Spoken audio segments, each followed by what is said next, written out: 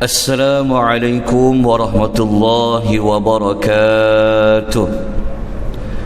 Alhamdulillahi rabbil alamin, wassalatu wassalamu ala ashrafil anbiya'i wal mursalin wa ala alihi wa sahbihi ajma'in. Amma ba'd. Muslimin dan muslimat rahimani wa rahimakumullah. Alhamdulillah, hari ini kita dapat menyambung kembali pengisian tadabbur ringkas suratul Mul dalam tempoh lebih kurang 20 minit ini. Kita telah pun sampai kepada ayat yang ke-19. Pagi ini kita akan masuk kepada ayat yang ke-20. Kita bacakan ayat terlebih dahulu, kita lihat terjemahan ayat, kemudian kita akan menghubung kaitkan ayat yang ke-20 dengan ayat-ayat yang sebelumnya. أعوذ بالله من الشيطان الرجيم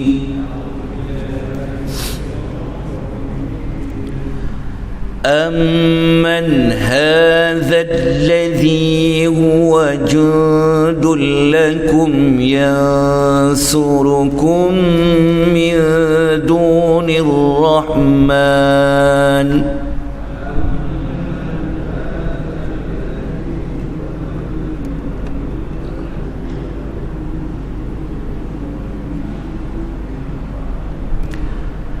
إن الكافرون إلا في غرور.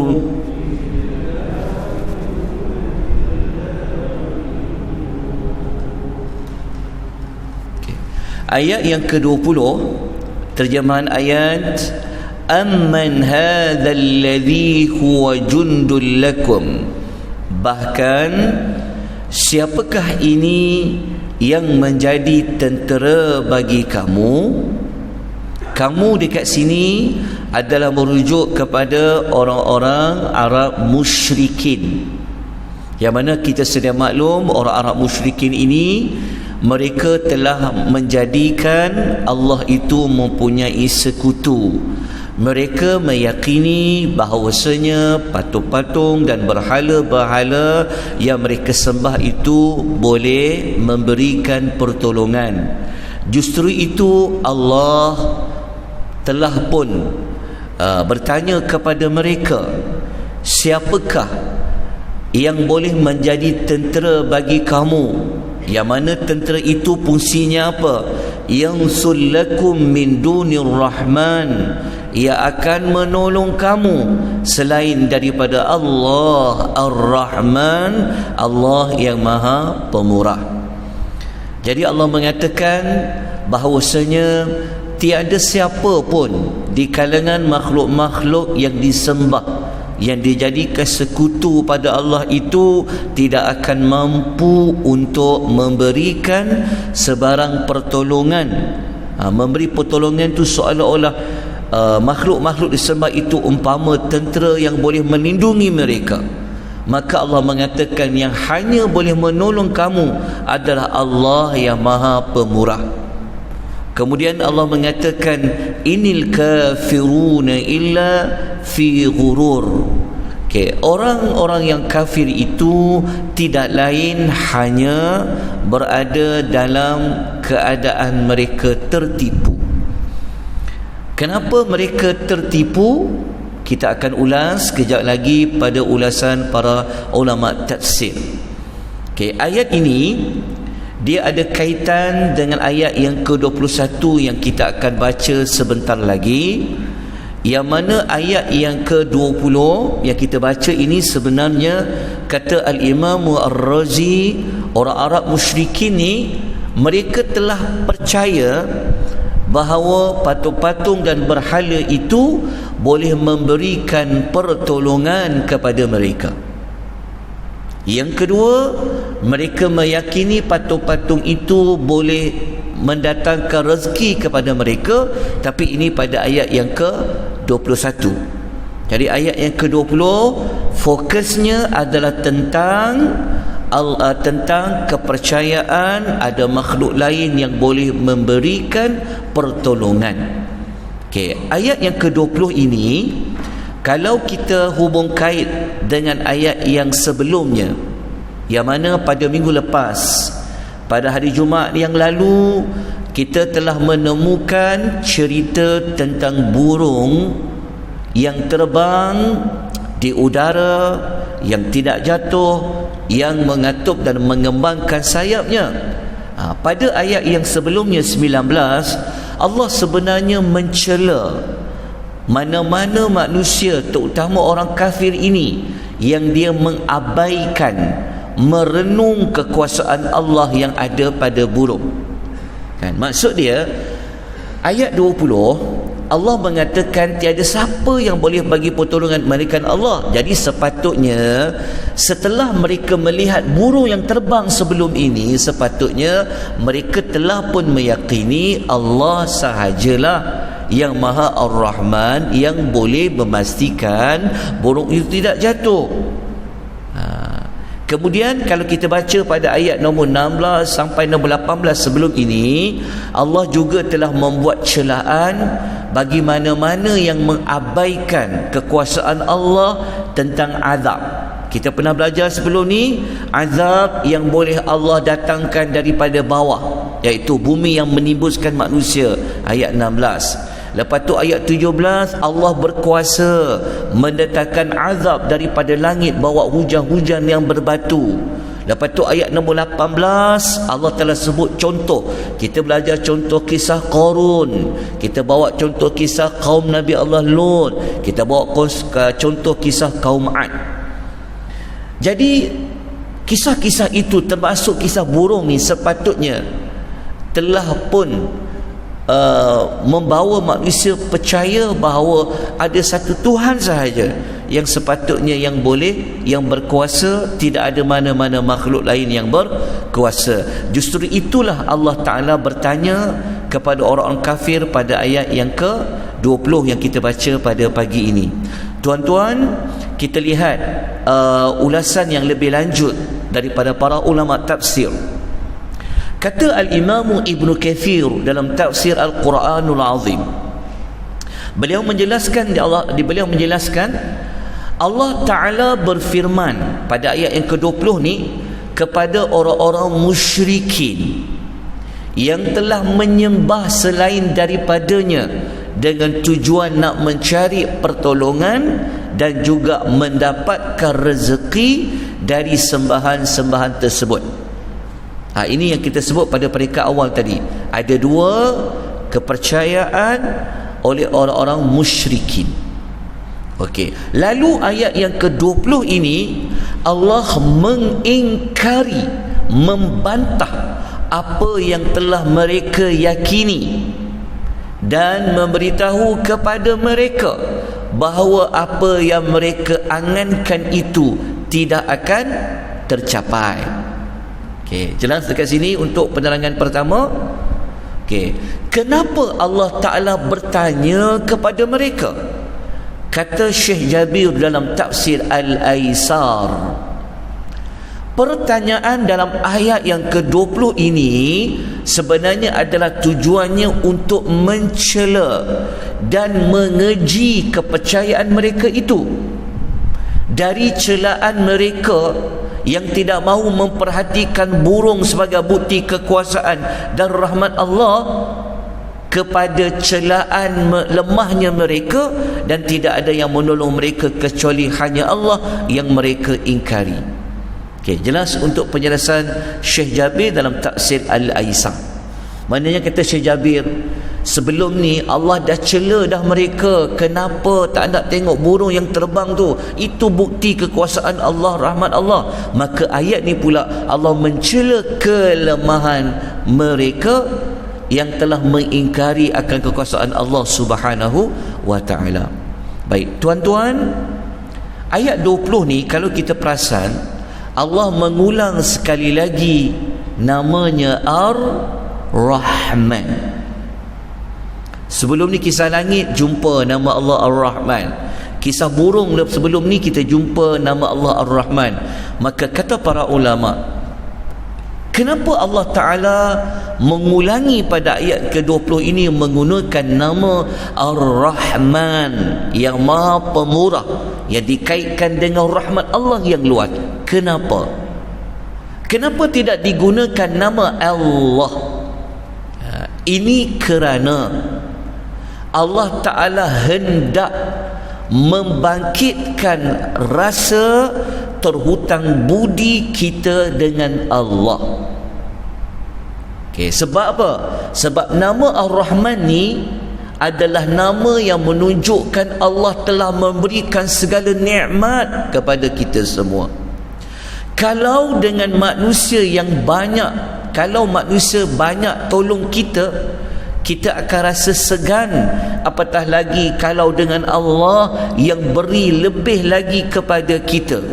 Kenapa kita masih lagi sanggup hendak ingkar kepada arahan Allah? Maksudnya, kata para ulama, kita ni kalau dengan manusia yang buat baik pada kita, betul tak, banyak tolong kita, banyak bantu kita, kita pun rasa segan nak buat apa? Perkara-perkara yang boleh menyakiti orang yang tolong kita. Tetapi sebenar-benarnya yang lebih banyak beri bantuan kepada kita, bahkan segala-galanya, adalah Allah. Kenapa kita dengan manusia kita rasa segan untuk berbuat kejahatan pada orang yang banyak bantu kita? Kenapa kita tak letakkan perkara yang sama pada Allah Azza wa Jalla? Kenapa masih lagi sanggup untuk mengingkari akan kekuasaan Allah Subhanahu wa Ta'ala? Kemudian akhir sekali, kenapa dalam ayat itu, apa maksud Allah mengatakan inil kafiruna illa fi ghurur? Kenapa Allah kata sesungguhnya orang kafir ini berada dalam keadaan tertipu? Kalau kita rujuk dalam tafsir Al-Jalalain, menyebutkan syaitan telah menipu mereka bahawa azab Allah tidak akan diturunkan kepada mereka. Rupa-rupanya orang-orang kafir ni, walaupun orang kafir ni sebenarnya walaupun banyak kali diancam, ingat tak diancam pada ayat nombor 16, azab daripada bawah, diancam dengan ayat nombor 17, azab dari atas. Nabi membacakan ayat itu, Nabi memberikan amaran melalui ayat itu. Ayat nombor 18, Allah telah kemukakan bukti-bukti yang benar telah berlaku. Tapi Allah kata pada ayat ni, orang kafir berada dalam keadaan tertipu. Tertipu kenapa? Kerana syaitan telah menipu mereka bahawasanya adalah azab yang diancamkan itu sebenarnya tak akan diturunkan kepada kamu. Ayat ini tuan-tuan boleh rujuk juga dalam surah An-Nisa ayat nombor 120, yang Allah mengatakan memang tipu daya iblis ini memang hanyalah muslihat semata-mata. Mari kita lihat pengajaran bagi ayat yang ke-20 untuk bekalan kita, untuk mengukuhkan lagi rasa taqwa kita kepada Allah Azza wa Jalla. Pelajaran yang pertama, tiada sesiapa pun yang boleh memberikan pertolongan, sama ada memberikan pertolongan bentuk kebaikan ataupun menjauhkan daripada keburukan, melainkan Allah yang amat pemurah, melainkan Allah yang maha bersifat Ar-Rahman. Itu nombor satu. Nombor dua, kita dapat belajar orang kafir sentiasa berada di dalam keadaan ditipu oleh syaitan. Itu pelajaran nombor dua. Dan kalau kita nak tambah lagi pelajaran lain, boleh ambil juga pasal syaitan ni. Kita boleh tulis pelajaran nombor 3, segala janji-janji syaitan ini, kata-kata syaitan itu sebenarnya adalah muslihat semata-mata.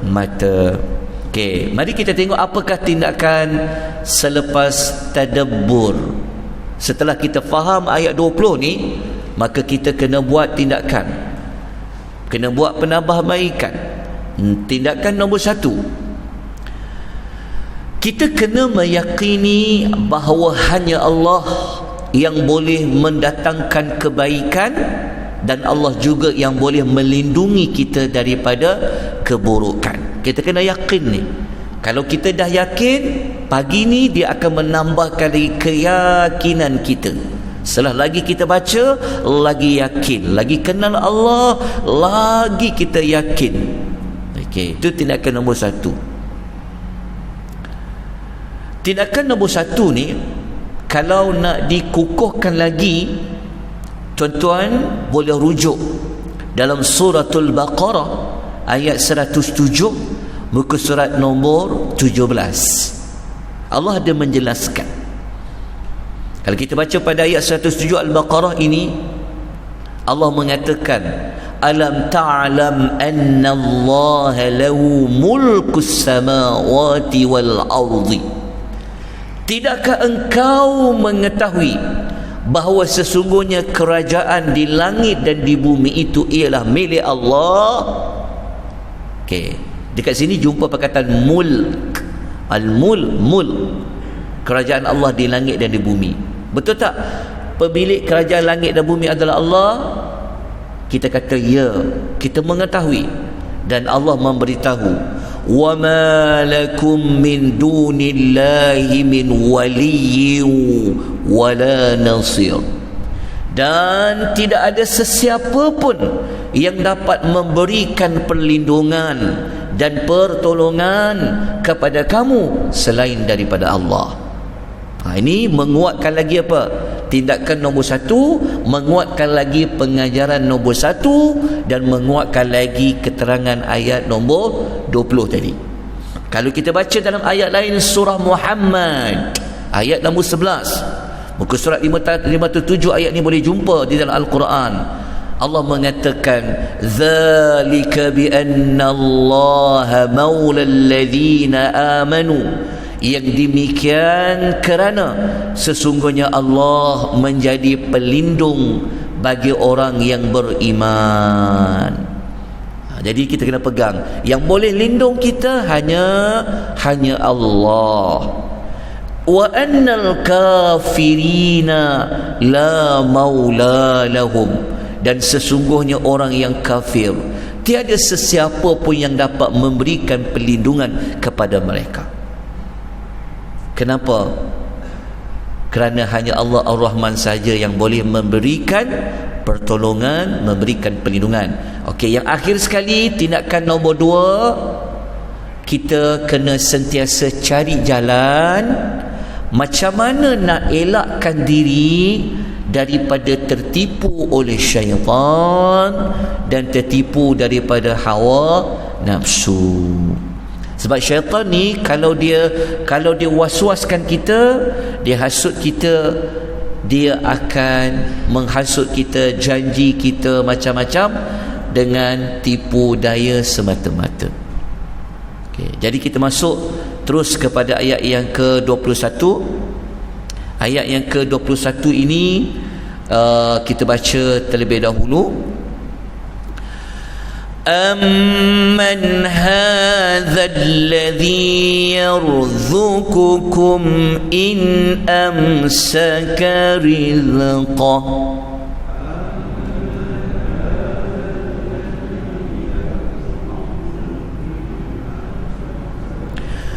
Bal lajju fi 'utuwwin wa nufur.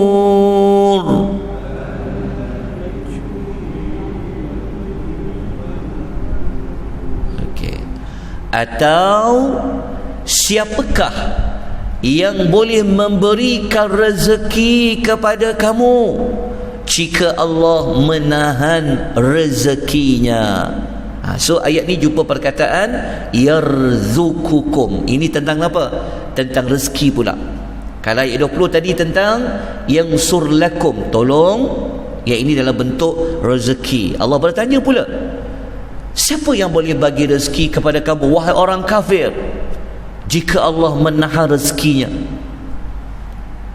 Tetapi Allah kata, walaupun Allah dah katakan begitu, bahkan mereka terus menerus berada dalam utuwin, kesombongan, dan mereka semakin menjauhkan diri, wa nufur.